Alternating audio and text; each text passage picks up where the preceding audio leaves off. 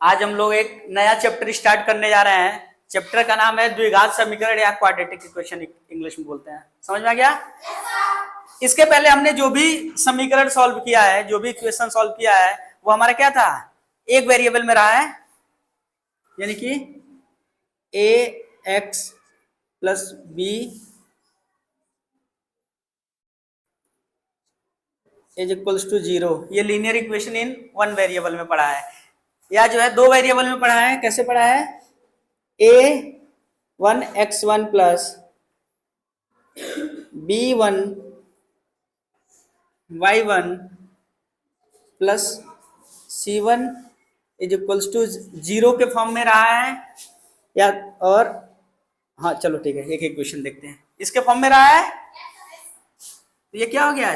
यहाँ पे देखो, जो हमारा इक्वेशन है वो एक वेरिएबल x में लिखा हुआ है, बाकी कांस्टेंट क्या है, a और b है। यहाँ पे जो हमारा इक्वेशन है वो दो वेरिएबल में, एक x1 x में लिखा हुआ है और एक y। यहाँ पे x1 और y1 हमने इसलिए यूज कर लिया है कि कोई भी हमारा लीनियर इक्वेशन जब दो वेरिएबल में होता था, उसको सॉल्व करने के लिए दो इक्वेशन की जरूरत पड़ती थी, इसलिए जो है हमने यहाँ पे क्या लिख दिया था, x1 लिख दिया था। चाहे तो ऐसे लिख सकते हो, ax plus by plus c is equals to 0 के फॉर्म में होता है। कोई भी जो हमारा क्या होता है, लीनियर इक्वेशन जो दो वेरिएबल में होता है, जो लीनियर इक्वेशन एक वेरिएबल में होता है वो ax plus b equals to 0 के फॉर्म में होता है। यहाँ पे हमको क्या पढ़ना है, द्विघात समीकरण पढ़ना है। क्या पढ़ना है? तो इसका जो स्टैंडर्ड रूप होता है, स्टैंडर्ड फॉर्म होता है द्विघात समीकरण का, मान लो कि हम इस इक्वेशन को जो है किस वेरिएबल में लिख रहे हैं, x में लिख रहे हैं। किस में लिख रहे हैं? तो अगर हमारे पास कोई इक्वेशन आ गया x square is equals to K, आई बात समझ में? तो ये क्या हो गया, x हमारा वेरिएबल हो गया, और ये क्या हो गया, कांस्टेंट, यानी कि ये क्या हो गया, अचर हो गया, और ये क्या हो गया, अचर हो गया। आई बात समझ में? तो ऐसा इक्वेशन जो किस फॉर्म में मिला है, x square is equals to K के फॉर्म में मिले, वो हमारा क्या हो जाता है, क्वाड्रेटिक इक्वेशन हो जाता है। ये हमारा क्या है, पहला स्टैंडर्ड फॉर्म है। और दूसरा स्टैंडर्ड फॉर्म होता है सेकंड वाला, अगर हमारे पास कोई इक्वेशन है और वो किस फॉर्म में लिखा हुआ है, a x square plus b x plus c is equals to 0। क्या हो गया ये हमारा, ये भी जो है क्वाड्रेटिक इक्वेशन हो गया, द्विघात समीकरण हो गया। और इसका क्या फॉर्म है, a x square plus b x plus c is equals to 0। यहाँ पे देखो ए बी और सी ये क्या होते हैं, हमारे जो है कांस्टेंट होते हैं। क्या होते हैं? और x क्या होता है, वेरिएबल होता है। क्या होता है? और इस इक्वेशन में हमको करना क्या होता है, x की वैल्यू फाइंड आउट करनी होती है। क्या करना होता है, x की वैल्यू। अब जैसे ये देखो, लीनियर इक्वेशन इन वेरिएबल, वन वेरिएबल में क्या होता है, जो हमारा सॉल्यूशन होता है, यानी x की कितनी वैल्यू आती है, सिर्फ और सिर्फ एक वैल्यू आती है। आई बात समझ में? जैसे मान लो क्या है, 2x plus 2 is equals to 0 है, ठीक। यहाँ से 2x is equals to 0 minus 2 और x इक्वल्स टू माइनस 2/2, यानी कि -1 जो वैल्यू आई, तो x की कितनी वैल्यू आई, एक ही वैल्यू तो आई। लेकिन यहाँ पे जो है द्विघात समीकरण में, क्वाड्रेटिक के क्वेश्चन में क्या होता है, x की हमको दो वैल्यूज मिलती हैं। कितनी वैल्यूज मिलती हैं? आई बात समझ में? तो हमारे पास कोई भी अगर द्विघात समीकरण है, उसको कभी भी हम सॉल्व करेंगे, उसके कितने सॉल्यूशन मिलेंगे, दो सॉल्यूशन मिलेंगे। और वो किस फॉर्म का होगा, एक्स स्क्वायर इक्वल्स टू के फॉर्म का होगा, या तो a x square plus b x plus c equals to 0 के फॉर्म का होगा। आई बात समझ में? अब जो है एक इसका वो देखते हैं, क्वेश्चन को देखते हैं। जैसे मान लो हमारे पास एक इक्वेशन है, एग्जाम्पल देखते हैं, x square is equals to 9। ये क्या है, हमारा एक इक्वेशन है, और ये इक्वेशन किस फॉर्म का है, देखो अगर इस, और जो यहाँ पे के की वैल्यू होनी चाहिए वो क्या होनी चाहिए, एक जो है रियल नंबर होना चाहिए। क्या होना चाहिए? अभी यहाँ पे जो है एक्स स्क्वायर इक्वल्स टू क्या हो गया, 9 हो गया। देखो यहाँ पे रियल नंबर भी हो सकता है और इमेजिनरी नंबर भी हो सकता है, लेकिन अभी जो है तुमको इतना डीप में जाने की जरूरत नहीं है, जब आगे के क्लासेस में हम जाएंगे, ठीक है, वहां पे जो है रियल नंबर और इमेजिनरी नंबर दोनों पढ़ते हैं। लेकिन यहाँ पे हमको जो भी मिलेगा, के की वैल्यू क्या मिलेगी, अभी रियल नंबर मिलेगा, ठीक है, जिसको हम इजिली से क्या करें, कैलकुलेट कर लें। जैसे यहाँ पे x square is equals to क्या है, 9 है, यहाँ पे ये इक्वेशन इस फॉर्म का हो गया, देखो ये एक्स स्क्वायर हो गया और के की वैल्यू कितनी हो गई 9 हो गई। ठीक, तो x square is equals to 9 है, तो यहां से एक्स की वैल्यू हो जाएगी √9। क्या हो जाएगी? यानी अगर यहाँ पे पावर क्या है 2 है, एक्स की पावर कितनी है 2 है, और यहां से एक्स की वैल्यू निकालनी है तो ये 9 के किस में हो जाएगा √, में हो जाएगा। और √ यानी कि 9 3 into 3 हो जाएगा, और 3 को क्या करेंगे बाहर। अब देखो 9 इज इक्वल्स टू, या तो तुम +9 मल्टीप्लाइड बाई +9 लिखो, +3 मल्टीप्लाइड बाई +3 लिखो, तब भी हमको +9 मिलेगा। या तो -3 मल्टीप्लाइड बाई -3 लिखो, तब भी हमको क्या मिलेगा +9 मिलेगा। आई बात समझ में? इसलिए यहाँ पे क्या होगा, x की वैल्यू कितनी हो जाएगी 3 तो होगी, लेकिन क्या एक वैल्यू प्लस में होगी एक वैल्यू माइनस में होगी, तो इसको ऐसे डिनोट करेंगे। कैसे लिखेंगे? x is equals to +-3। आई बात समझ में? क्यों प्लस आ रहा है क्यों माइनस आ रहा है, समझ में आया ना?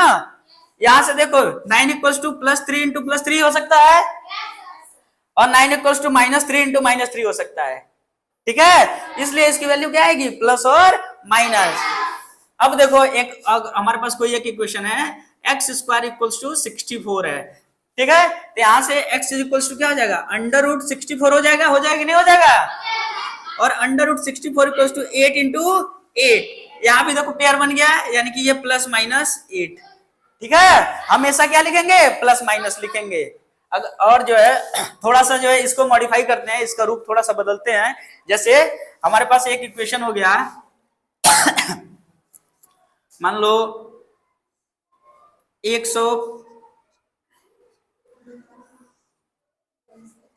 ये थोड़ा सा चेंज हो गया ना। देखो ये x तो रहा नहीं, x का समथिंग किसी चीज से 25 से मल्टीप्लीकेशन हो रहा है इज इक्वल्स टू 125। तो यहां से क्या हो जाएगा x² इज इक्वल्स टू हो जाएगा 125 डिवाइडेड बाई, हो गया। अब देखो ये 5 बार में कट गया, यानी यहां से x² इज इक्वल्स टू 5 आ गया ना। अब यहां से x क्या हो जाएगा √5 हो जाएगा, चाहो तो यहाँ पे +- लिख लो। समझ में आ गया? जैसे ये परफेक्ट स्क्वायर नहीं है ना 5, इसलिए इसको √5 में छोड़ देते हैं। ये तो बात हो गई हमारी इस ऐसे इक्वेशन की जो हमारा किस फॉर्म में है x² इक्वल्स टू k के फॉर्म में है। तो पहला जो स्टैंडर्ड फॉर्म है सबको समझ में आ गया। अब दूसरे स्टैंडर्ड फॉर्म को देखते हैं।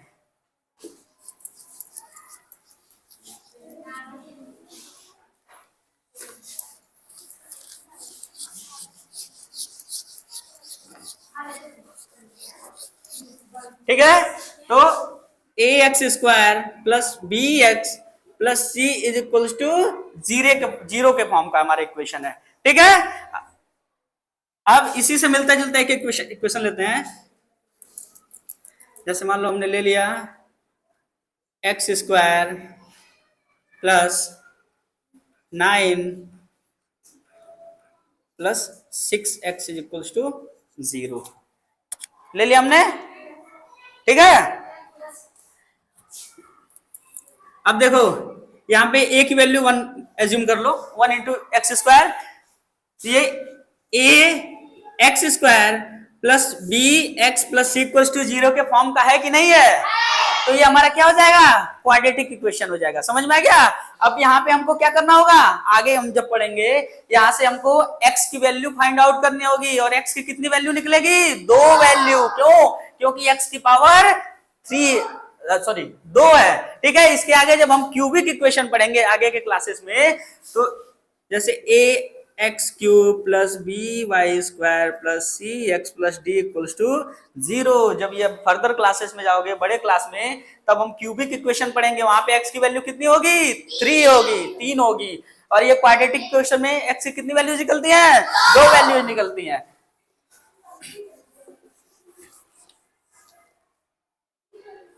चलो अब इसको हमको क्या करना है, इसका जो हमको रूट्स निकालने हैं। क्या जो इसका सोल्यूशन होता है उसको क्या बोलते हैं रूट्स बोलते हैं। क्या बोलते हैं रूट्स। इसके कितने रूट्स होंगे 2 रूट्स होंगे। अब इसकी वैल्यू निकालने के लिए सिंपल सा जो फॉर्मूला है, क्या करते हैं हम जितने भी x जो भी हमारा इक्वेशन जिस वेरिएबल में लिखा है, जैसे अगर x वेरिएबल में लिखा है तो x के पावर को, ठीक है, उनके कोफिशिएंट यानी जिस नंबर से मल्टीप्लाई किया गया है घटते हुए क्रम में लिख लो। घटते हुए क्रम में कैसे? जैसे देखो x की पावर क्या है? 2 है, x की पावर 1 है, यहाँ पे x है ही नहीं, ठीक है ना? तो घटते हुए क्रम में हो गया। अब जो है पहले टर्म का मल्टीप्लीकेशन इससे करो तो कितना हो जाएगा? इससे मल्टीप्लाई करोगे तो x square into 9 is equal to 9x square. अब हमको 9x स्क्वायर को ऐसे दो पार्ट में तोड़ना है, ठीक है, जिसका जोड़ या घटाव कितना हो जाए? 6x हो जाए। आई बात समझ में? कितना हो जाए? 6x हो जाए। तो देखो या तो 9 और 9 इंटू 1 इक्वल्स टू 9 हो जाएगा, या 3 इंटू 3 इक्वल्स टू 9 हो जाएगा। यही दो पॉसिबल पेयर बन रहा है। अब देखो 9 और 1 को जोड़ोगे तो 10 हो जाएगा, और 9 में से 1 घटाओगे तो 8 हो जाएगा। ये तो हमको चाहिए नहीं, तो ये चीज एप्लीकेबल नहीं है। अब यहां से 3 में से 3 माइनस 3 में 3 प्लस करोगे तो 6 हो जाएगा, और 3 में से 3 माइनस करोगे तो 0। तो 6 हमको मिल गया। तो क्या करते हैं हम? 6x को क्या लिख सकते हैं? 3x प्लस 3x लिख सकते हैं। और वो चीज कहां से आई? पहले का लास्ट से हमने क्या किया? मल्टीप्लाई किया, और उसको दो पार्ट्स में ब्रेक कर दिया, और दोनों को जोड़ने पे या घटाने पे क्या आना चाहिए? एज इट इज आना चाहिए। आ गया? यानी कि x square plus 3x plus 3x plus 9 is equal to 0। ये बात सबको समझ में आती है? किसी को कहीं कोई कंफ्यूजन? अब हमको क्या करना है? देखते हैं, कुछ इसमें कॉमन लेंगे। क्या करेंगे? जो भी कॉमन वाली चीजें उसको बाहर निकाल देंगे। जैसे एक्स स्क्वायर और 3x में क्या कॉमन है? x कॉमन है, तो x कॉमन लेंगे। एक्स स्क्वायर में से x निकल जाएगा तो x बच जाएगा, और प्लस 3x में से x निकल जाएगा तो 3 बच जाएगा। प्लस यहाँ पे देखो 3 कॉमन है, 3 कॉमन है, 3x में से 3 निकल जाएगा तो x बच जाएगा, 9 में से 3 कॉमन लेंगे तो 3 बच जाएगा, इज इक्वल्स टू 0। देखो x प्लस 3 यहाँ पे है, x प्लस 3 यहाँ पे है, तो ये चीज बाहर आ जाएगी कॉमन यहाँ पे फिर से, और यहाँ पे x और प्लस 3 बच गया, इज इक्वल्स टू 0। आई बात समझ में? अब देखो दो नंबर को अगर हम मल्टीप्लाई करते हैं और उसका मल्टीप्लीकेशन 0 है, तो किस केस में होगा? उनमें से कोई एक नंबर 0 होगा तभी तो। जैसे मान लो अगर 5 इंटू 0 बराबर 0 होगा, या 0 इंटू 5 इक्वल्स टू 0 होगा, यानी दो नंबर को मल्टीप्लाई कर रहे हैं, एक नंबर 0 होगा तभी तो मल्टीप्लीकेशन 0 आएगा।